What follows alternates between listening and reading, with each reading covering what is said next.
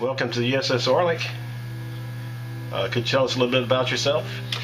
I got commissioned out of ROTC, Naval ROTC in Illinois Institute of Technology in June of 1970, and this was the first destroyer I was assigned to.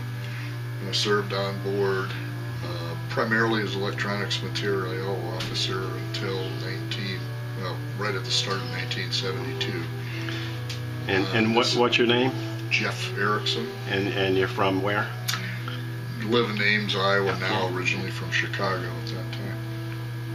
And this is an officer's country on board. Executive officer was George Elliott. Weapons officer for most of the time I was on was Gene Craig. This was his stateroom. And then engineer officer, I don't remember his name right now. Cunningham was the supply officer. It's his stateroom. And then back aft, and two junior officer berthing compartments. And my area was right in here with three other junior officers. Okay. So your berth was... this was my berth. This was your berth, the one on the bottom. I had an interesting story. One time when we were leaving port, one of the junior officers had bought an electrical shoe shine machine like you see sometimes with the little rotating brushes, and he left it plugged in there. All the electrical equipment was supposed to have been brought on board, had to be checked through the electricians, logged in, verified to be something they could actually use. Well, he brought this on there and did it, and he used it to shine his shoes every morning because it brushed them up nice and looked good. So we were leaving port one time. He did his shoes up, and everybody was at sea and anchor detail stations for leaving port. And then all of a sudden, somebody reported a fire.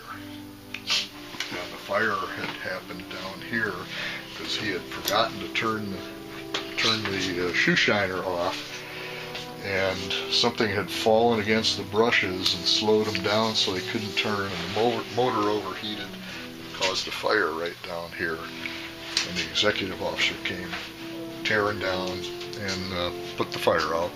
And then the guy who owned the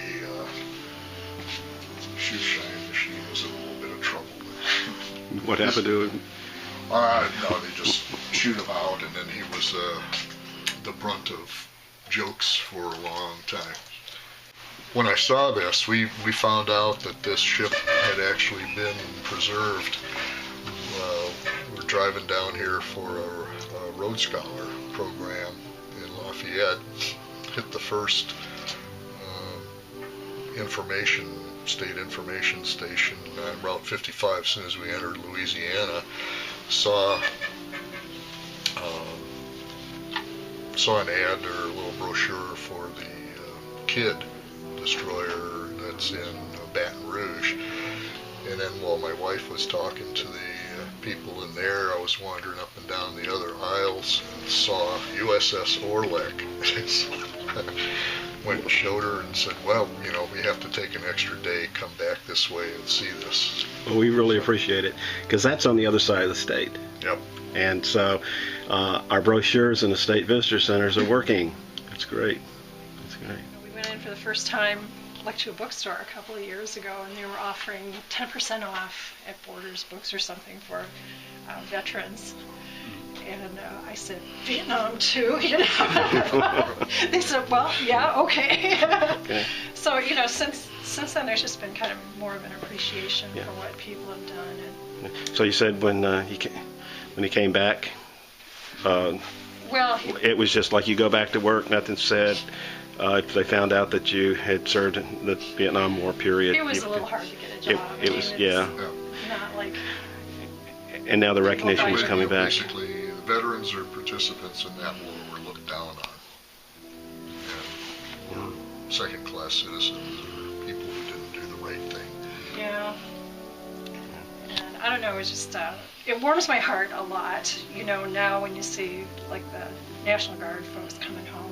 And there's always a big comfort to do when they come home in Iowa, and a welcome home ceremony. And I do hope people are following up and giving them their jobs and stuff when they get back. And, That's right. ready to work too, so. That's right.